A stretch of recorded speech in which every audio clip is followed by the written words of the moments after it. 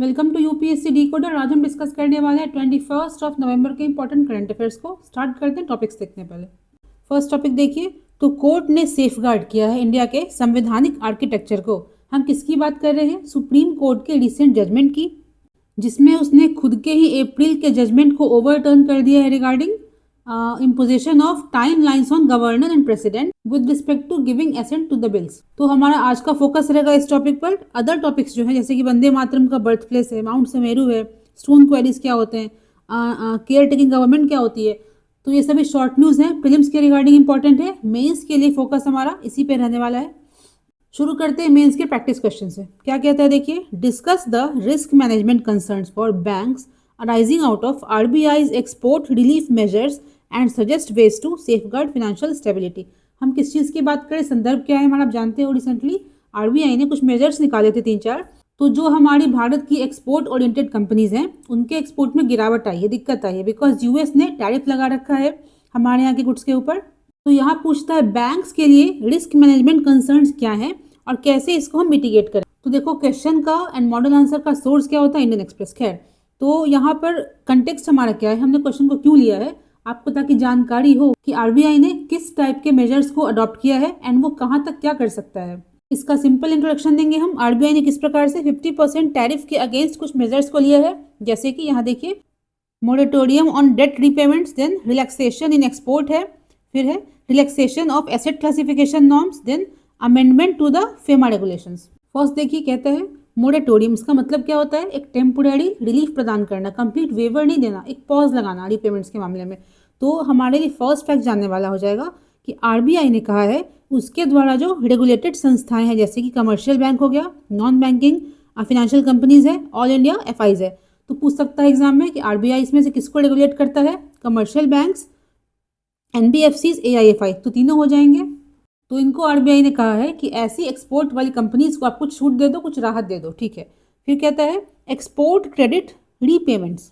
यहाँ हम बात करते हैं post shipment and pre shipment credit की। What is pre shipment credit? तो शिपमेंट करने से पहले जो चीज़ें होती हैं, जैसे कि रॉ मटेरियल्स वगैरह है, कहीं खर्च करना है, उसके लिए लोन लेते हैं हम। What is post shipment credit? तो जब तक पेमेंट हमको नहीं मिल जाता है, कुछ डिले होता है, तो हम बैंक से लोन ले लेते हैं। तो इनके रीपेमेंट के लिए post shipment credit, pre shipment credit के रीपेमेंट के लिए आरबीआई ने कहा है, पहले क्या था, 270 डेज का टेन्योर हुआ करता था, उसको बढ़ा सकते हो आप 450 डेज के लिए।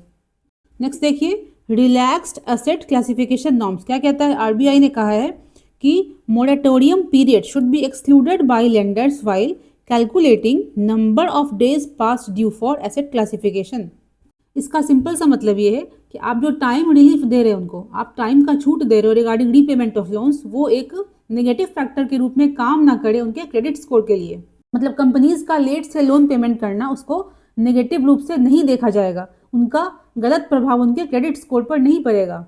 नेक्स्ट देखिए, अमेंडमेंट टू फेमा रेगुलेशंस। क्या कहता है, RBI also tweaked FEMA regulation on realisation and repatriation of proceeds of export of goods, software etcetera on advance payment against exports.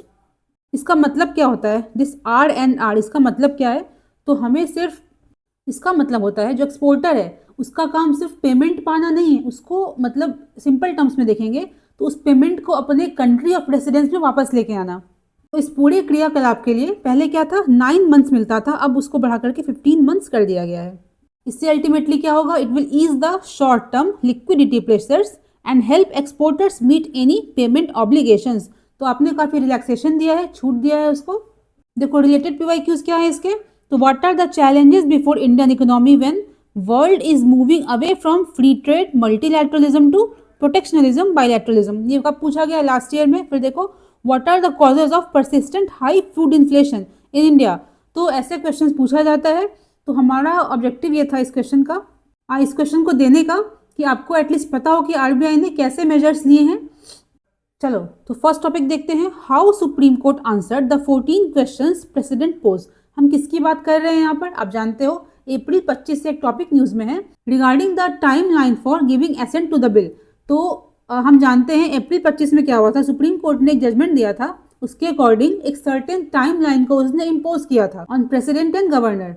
But उसी के बाद जो प्रेसिडेंट साहिबा हमारी हैं, उन्होंने आर्टिकल 143 का यूज करते हुए सुप्रीम कोर्ट से एडवाइस मांगा कि क्या कोई जुडिशियरी बॉडी किसी इतने बड़े ऑफिस के ऊपर कुछ इम्पोज कर सकती है, उनको काम कैसे करना चाहिए, कब तक करना चाहिए। स्टार्ट करते हैं विद आर्टिकल 143 क्लॉज 1। तो आप जानते हो आर्टिकल 143 के बारे में, ये क्या करता है, अधिकार देता है प्रेसिडेंट को कि सुप्रीम कोर्ट से एडवाइस मांग सके। किस टॉपिक पर, अगर 143(1) की बात करते हैं तो पोस्ट संवैधानिक टॉपिक्स जो हैं, संविधान बनने के बाद कुछ टॉपिक्स हैं, कुछ लॉज हैं, उनमें कोई दिक्कत है तो सुप्रीम कोर्ट से पूछ सकता है। सुप्रीम कोर्ट यहाँ पर एडवाइस देने के लिए बाउंड नहीं है, और सुप्रीम कोर्ट अगर एडवाइस देता भी है तो प्रेसिडेंट पर वो बाउंड नहीं होता है। मतलब ना सुप्रीम कोर्ट बाध्य है एडवाइस देने के लिए, ना प्रेसिडेंट बाध्य है उस पर काम करने के लिए। बट जब बात आती है 143 क्लॉज 2 की, यहाँ पर हम बोलते हैं संविधान बनने से पहले के कोई लॉज है, कोई एग्रीमेंट है, उसके रिगार्डिंग कोई दिक्कत आती है, सुप्रीम कोर्ट से प्रेसिडेंट पूछ सकते हैं, एडवाइस मांग सकते हैं। यहाँ पर सुप्रीम कोर्ट इज ऑब्लाइज्ड, वो मैंडेट है, मतलब उसके लिए बाध्य है वो अपना ओपिनियन देने के लिए। आपको बताना है कमेंट सेक्शन में, इस केस में क्या प्रेसिडेंट बाध्य है, बाउंड है to accept that advice. Second देखिए, कहता है एक नाम है 5 जज संवैधानिक बेंच। तो बारीकी से समझिएगा इस चीज़ को, यहाँ पर डिस्कशन कर रहे हैं 143 आर्टिकल के रिगार्डिंग, जो कि एडवाइजरी नेचर का होता है, बाइंडिंग नहीं होता है। तो तब भी इसको इतना इंपॉर्टेंस क्यों मिल रहा है, अगर ये एडवाइजरी नेचर का है तो इसको इतना इंपॉर्टेंस क्यों दे रहे हैं हम। तो देखो, इसको दिया है, इस वर्डिक्ट को दिया है 5 जज के संवैधानिक बेंच ने। तो जब भी कोई डिसीजन इस तरह के बेंच के द्वारा आता है उसका लीगल वेट काफ़ी होता है। तो ऑब्वियसली बाइंडिंग नहीं है, बट इसका लीगल वेट काफ़ी है, इसको जनरली फॉलो किया जाता है। तो यहाँ पर एक आर्टिकल देख लेना आप, आर्टिकल 145 क्लॉज 3, जो बताता है कि अगर संविधान के इंटरप्रिटेशन से रिगार्डिंग कोई इंपॉर्टेंट क्वेश्चन आता है उसको एटलीस्ट 5 जज के बेंच ही डिसाइड करेंगे। इसको हम बोलते हैं संवैधानिक बेंच। तो what is the meaning of this constitution bench, क्या इसका मतलब होता है। तो देखो, अल्टीमेट अथॉरिटी होती है टू इंटरप्रेट कॉन्स्टिट्यूशन। कुछ सिंपल से फैक्ट से पूछ सकता है एग्जाम में। ध्यान दो, इस पैराग्राफ पर कहता है इन दिस वर्डिक्ट, इसको इंपॉर्टेंस हम क्यों देते हैं। तो फर्स्ट देखिए, कहता है balance of power between Raj Bhavan and elected state government. तो ये वर्डिक्ट जब भी क्वेश्चन पूछेगा आपसे regarding balance between governor and elected government, जब भी इस टर्म के रिगार्डिंग क्वेश्चन पूछता है regarding this balance of power between elected government and governors, आप इस वर्डिक्ट को एग्जाम्पल के रूप में यूज कर सकते हो। आपके लिए क्वेश्चन है, आपको बताना है कि पॉकेट वीटो क्या होता है और हमारे संविधान में क्या पॉकेट वीटो शब्द दिया गया है, क्या इसका एप्लीकेशन है। ध्यान दीजिएगा इस पूरे वर्डिक्ट के ऊपर। कहता है सुप्रीम कोर्ट ने कहा है governors can not indefinitely sit on the bills effectively outlawing the pocket veto. अगर हम इफेक्टिव पॉकेट वीटो की बात करें कि आपके पास कोई बिल आया, आप बैठे हुए हैं उस पर, क्योंकि संविधान क्या कहता है, एज सून एज पॉसिबल उस पर एक्ट करें, कोई टाइम फ्रेम तो देता नहीं है। तो सुप्रीम कोर्ट कहता है कि आप ऐसा नहीं कर सकते हो। बट अर्लियर क्या किया था उसने, एक सर्टेन टाइमलाइन को इम्पोज किया था, 1 मंथ या 3 मंथ। उसको उसने कहा कि नहीं, जुडिशरी के पास ये पावर नहीं है कि वो इतना रिजिड टाइमलाइन को इम्पोज कर सके। इसको हम कहते हैं एग्जाम्पल ऑफ बैलेंस जजमेंट। यहाँ पर सेपरेशन ऑफ पावर का ब्रीच नहीं हुआ है। देखो, यहाँ पर आर्टिकल आया था इंडियन एक्सप्रेस के भीतर, इसमें जितने क्वेश्चंस प्रेसिडेंट ने पूछे हैं सुप्रीम कोर्ट से इन दैट आर्टिकल 143 रेफरेंस, उन सभी क्वेश्चंस को दिया गया है, उनको डिस्कस किया गया है। एक एक पॉइंट को देखते हैं हम। चलो, फर्स्ट कहता है what are the options before governor when bill is presented to him. यहाँ पर आप जानते हो आर्टिकल कौन सा आ जाएगा, आर्टिकल 200, ठीक है। तो according to this article 200 governor के पास 3 स्पेसिफिक ऑप्शंस होते हैं। पहला कहता है आप एसेंट दे दो, ठीक है। दूसरा कहता है आप प्रेसिडेंट के एसेंट के लिए, उनके कंसिडरेशन के लिए आप बिल को रिजर्व कर लो। थर्ड कहता है to withhold the assent and return the bill to legislature with comments for reconsideration, ठीक है। तो सुप्रीम कोर्ट ने क्या बोला इसके रिगार्डिंग, सुप्रीम कोर्ट ने बोला no option to withhold assent simpliciter, मतलब सिंपली आप बिना साइन किए किसी बिल को अपने पास रख करके उसको पेंडिंग नहीं रख सकते हो। सेकंड देखिए, कहता है is the governor bound by add and advice of council of ministers while exercising it's options under article 200। तो बिल को एसेंट देना है कि नहीं, क्या करना है, क्या यहाँ पर गवर्नर बाध्य है इस काउंसिल की एडवाइस को मानने के लिए। तो आंसर है सिंपली नो, बिकॉज देखो एक बहुत अच्छा रीजनिंग यहाँ पर दिया गया है कि ग्रांटिंग एसेंट टू बिल्स जो है governor enjoys discretion. Supreme court क्या बोलता है, आर्टिकल 200 के भीतर एसेंट देना है, क्या करना है, वो डिस्क्रिशन है गवर्नर का and not bound by the advice of council of ministers. किसमें लिखा गया है, आर्टिकल 163 के भीतर। इस पे ध्यान दीजिएगा, इस वाले लाइन पर, ब्राउन वाले हाईलाइट पर। The bench reason, supreme court एक बहुत बड़ी बात कहता है कि गवर्नर, अगर governor were bound by the cabinet they could never return a bill for reconsideration. समझ रहे हो आप बात, अगर गवर्नर की मजबूरी होती कि वो कैबिनेट के एडवाइस पर बाध्य है काम करने को, तो वो कभी किसी बिल को वापस करने में सक्षम हो ही नहीं पाता। थर्ड देखिए, is the exercise of constitutional discretion by governor under this article justiciable. यहाँ बात आती है जुडिशियल इंटरप्रिटेशन की। देखो, तो courts can not review the wisdom of governor decision. क्या कहता है कि कोर्ट ने गवर्नर ने असेंट दिया नहीं दिया, जो किया उसने ऐसा क्यों किया, इस पे कोर्ट जस्टिस मतलब इस पे कोर्ट रिव्यू नहीं कर सकता है। बट देखो, supreme court ruled that prolonged unexplained indefinite in action, काफी लंबा बिना एक्सप्लेन किया गया, इनडेफिनिट बिना किसी टाइम लिमिट का आप कोई काम नहीं करते हो, इस सब्जेक्ट टू जुडिशियल रिव्यू। हम क्या करेंगे, कोर्ट क्या करेगा, उनके विजडम पर सवाल नहीं उठा रहा आपने ऐसा क्यों किया, बट आप अगर ऐसा करते हो उस पर जुडिशियल रिव्यू हो सकती है। नेक्स्ट देखिए, क्वेश्चन नंबर 4 पूछा गया था, आर्टिकल 361 की बात करता है, an absolute bar on judicial review in relation to actions of governor under 200। पूछा गया है कि क्या आर्टिकल 361 जो है एक बार लगाता है, एक बैन लगाता है regarding judicial review under actions of governor. इसका आंसर देखो, सुप्रीम कोर्ट कहता है कि नहीं, ऐसा नहीं है। आर्टिकल 361 क्या करता है, grants president and governor personal immunity. ध्यान दीजिएगा, वर्ड्स पर पर्सनल इम्यूनिटी की बात हो रही है। वो इसका मतलब है वो पर्सनली आंसरेबल नहीं है कोर्ट के लिए regarding performance of their duties. ठीक है, सुप्रीम कोर्ट ने क्या कहा कि बट देखो कैच क्या है, ये बचाव करता है उस इंडिविजुअल की, but it does not protect the office of governor या president from judicial scrutiny regarding संवैधानिक इन एक्शन। तो this immunity can not be used as shield. बहुत इंपॉर्टेंट पॉइंट्स है आपके मेंस के लिए। यहाँ पर बात हो रही है पर्सनल इम्यूनिटी की। आप जिस ऑफिस पर काम करते हो, राष्ट्रपति हो, अब गवर्नर हो, उस ऑफिस को ये नहीं रक्षा करता है उसकी। नेक्स्ट देखिए, हाँ, can timelines be imposed on governor through judicial orders. Simply बात मेन मुद्दा तो यही था ना कि क्या जुडिशियरी जो है एग्जीक्यूटिव के ऊपर कुछ इम्पोज कर सकती है, तो सुप्रीम कोर्ट ने बोला कि नहीं। सुप्रीम कोर्ट ओवर रूल करता है अपने अप्रैल जजमेंट को, which has set the specific timelines like 3 months to 1 month for president and governor. तो according to supreme court article 200 की बात करते हैं, वहां पर लिखा गया है एज सून एज पॉसिबल। तो जुडिशरी ने कहा यहाँ पर, देखो कितना मैच्योर जजमेंट है, कितना बैलेंस जजमेंट दिया है। It would be inappropriate for judiciary to prescribe rigid deadlines. अगर संविधान में लिखा गया है ASAP, तो सुप्रीम कोर्ट उसको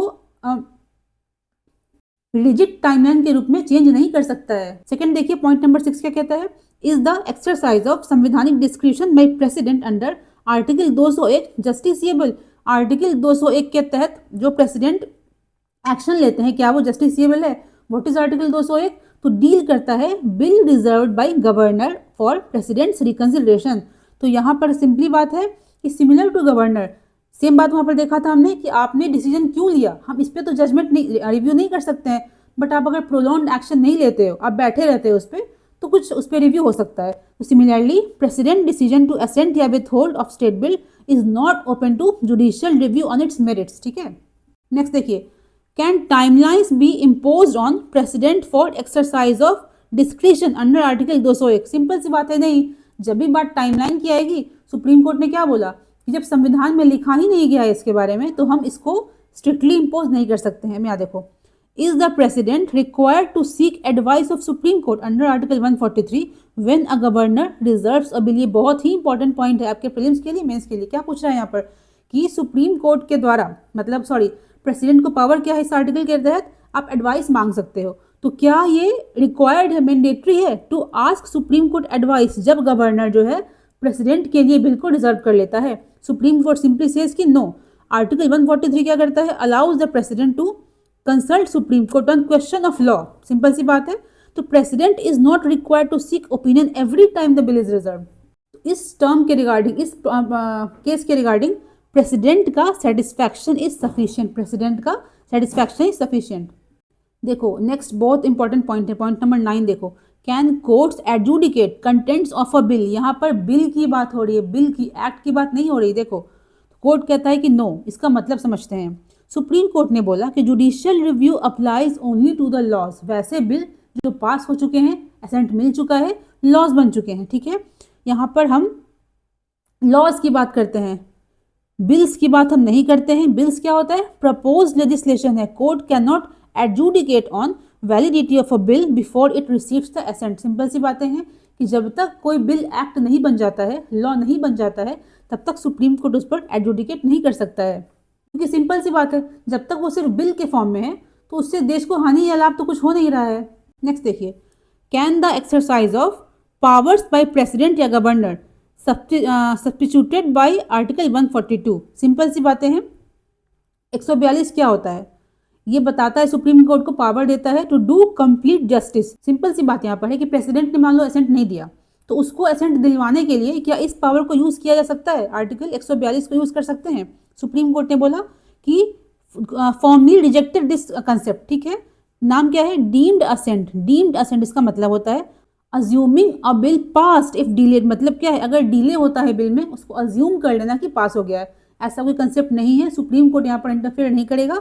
तो article 142 can not be used to create legal fiction, हम खुद से कुछ भी क्रिएट नहीं कर सकते हैं।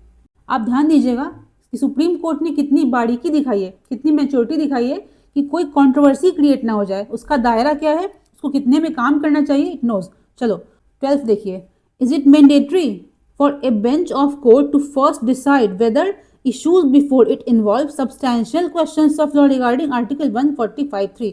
हमने क्या बोला था, आर्टिकल क्या करता है, मैंडेट करता है कि जब बात आती है संविधान के इंटरप्रिटेशन की तो एटलीस्ट 5 जजेस जो हैं उसको डिसाइड करेंगे। नेक्स्ट देखो, एक आर्टिकल दिया गया 131, क्या होता है, सुप्रीम कोर्ट को ओरिजिनल जुरिस्डिक्शन देता है regarding disputes over centre and the states. अब यहाँ आइए, कुछ की पॉइंट्स देखते हैं हम पहले, तो एग्जाम के लिए इंपॉर्टेंट पॉइंट्स नोटिस करेंगे हम। एपेक्स कोर्ट ने क्या किया, जजमेंट को हम कैसे कंक्लूड करेंगे, apex court allowed the states to challenge indefinite delay by governor, ठीक है, उसने अलाउ तो किया है, आप चैलेंज कर सकते हो, but supreme court can not look into merits और प्रिस्क्राइब टाइमलाइंस। उसने क्या बोला कि हम अपने से कोई चीज़ थोप नहीं सकते हैं, हम कोई टाइमलाइन, कोई स्ट्रिक्ट गाइडलाइन को इम्पोज नहीं कर सकते हैं। यहाँ बात हो रही गवर्नर की, प्रेसिडेंट की, जो बहुत बड़े ऑफिसर्स में आते हैं। यहाँ देखिए, इसको हमने लिखा है a perfect example of how to uphold supremacy of constitution by keeping perfect balance between judiciary and executive. देखो, तो courts opinion is balancing the act that bars pocket veto but rejects judiciary power to impose timelines. तो काफ़ी देखो नपतुला judgement है ये। तो हमारे exam के लिए कुछ पॉइंट्स आप और देख लो। यहाँ पर हमने क्या बोला था, संविधान कोर्ट ने सेफगार्ड किया है इंडिया के संवैधानिक आर्किटेक्चर को। तो इस टॉपिक के रिगार्डिंग, इस केस के रिगार्डिंग 3 पॉइंट्स यहाँ पर इंपॉर्टेंट होते हैं, पढ़ना चाहिए आपको इसके बारे में। कि जब बात आती है, पहला हो जाएगा जुडिशियल रिव्यू।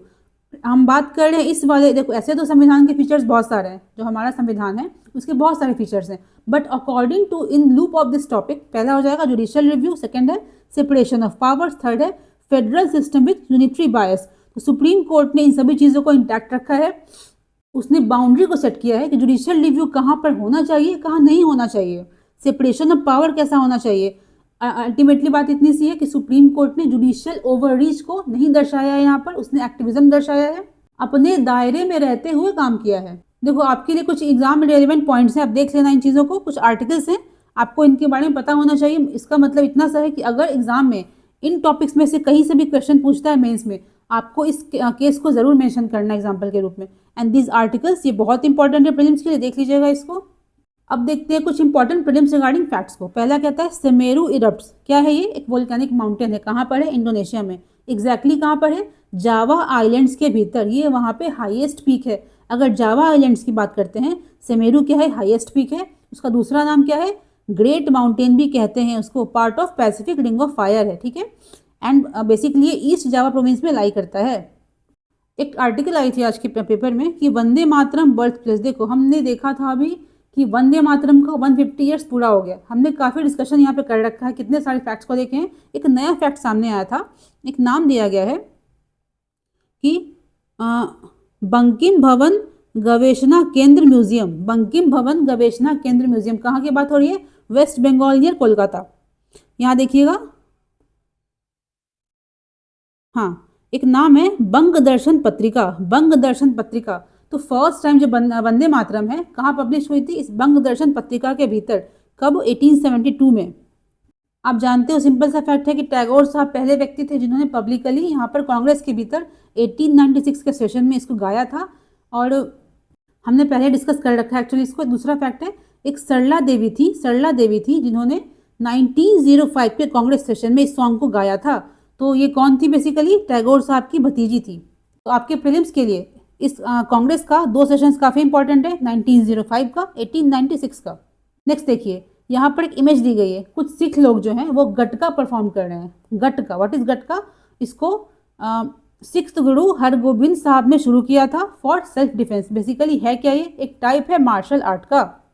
देखिए नेक्स्ट आर्टिकल है कि why are stone quarries expanding in Kerala. Context देखिएगा इसका, यहाँ पर ध्यान दीजिएगा कि a much needed ban on river sand mining. Typical जो सैंड निकालने का तरीका होता है, river sand mining in Kerala has spurred stone quarrying. मतलब जब केरला में रिवर सैंड के माइनिंग पर बैन लग गया है तो स्टोन क्वेरिंग काफ़ी बढ़ गई है। इस पूरे आर्टिकल में देखो हमें काम की जो चीज़ें लगी है, पहला है Malabar wild life sanctuary. Malabar sanctuary कहाँ पर है? केरला के भीतर। यहाँ देखो नाम दिया गया है silent valley national park. Silent valley national park. एक देखो नदी का नाम दिया गया है मयूराक्षी। इसका ओरिजिन कहाँ से होता है? छोटा नागपुर से। कहाँ पे फ्लो करती है? बंगाल और झारखंड में। एक यहाँ पर टर्म दिया गया था एम सैंड या फिर मैन्युफैक्चर्ड सैंड। इसको हम आर्टिफिशियल सैंड भी कहते हैं। कुछ फैक्ट्स देख लेते हैं। तो ये सिमिलर होते हैं नेचुरल सैंड के, ठीक है। अल्टरनेटिव टू रिवर सैंड है ये। इसको प्रोसेस कैसे करते हैं? By crushing the rocks. Rocks को क्रश करके उसके लिए हम क्या करते हैं? स्टोन्स को क्वेरी करते हैं। देखो तो इसमें फ़ायदा क्या होता है हमें?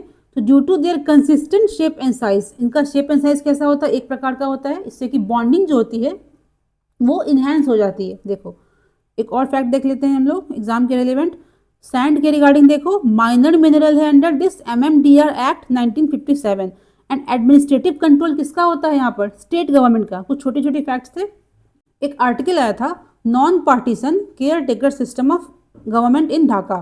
तो हमारे लिए इंपॉर्टेंट क्या है यहाँ पर? हमारे संविधान में एक केयर टेकर गवर्नमेंट का एक्सप्लिसिटली मेंशन नहीं किया गया है। पूछ सकता है एग्जाम में, बाकी पढ़ लेना इसको आप। सिंपल सी बातें करता है कि बांग्लादेश की बात करें, वहाँ पर सिस्टम ये है। इसको 1996 में शुरू किया गया था। अल्टीमेटली उसको 2011 में ख़त्म कर दिया गया, स्क्रैप कर दिया गया। अभी वहाँ की कोर्ट ने बोला है उसको हम फिर से रीस्टोर कर रहे हैं। तो होता क्या है? ये केयर टेकर गवर्नमेंट क्या होती है? जब तक हमारी कोई परमानेंट सिस्टम इस्टेब्लिश नहीं हो जाती है तब तक इंटरिम रूप से काम करने के लिए, मतलब काम काज ठप ना पड़ जाए हमारा, इसको लाया जाता है। टर्म दिया गया है एकेंथोसिस। Acanthosis nigricans. क्या है ये? यहाँ देखिएगा, एक स्किन कंडीशन है। एक स्किन कंडीशन है। इसमें होता क्या है? Dark velvety patches on skin fold. जहाँ हम जॉइंट हाथ मोड़ते हैं, गर्दन मोड़ते हैं, यहाँ पर एक पैचेज आ जाते हैं। इसका मेन कारण क्या होता है? तो बॉडी हमारा शुगर लेवल को अच्छे से मैनेज नहीं कर पा रहा है। तो इंसुलिन रेजिस्टेंस ये दर्शाता है। वार्निंग साइन है किस चीज़ का? डायबिटीज़ का। और फर्स्ट विजिबल क्लू होता है कि हमारा body is not able to maintain blood sugar levels. तो that's all for today. Thank you for watching. कोई दिक्कत आती है, कुछ पूछना हो, प्लीज़ पूछो कमेंट सेक्शन में। एंड PDF के लिए अगर आपको चाहिए तो ज्वाइन करो Telegram channel. Thank you for watching.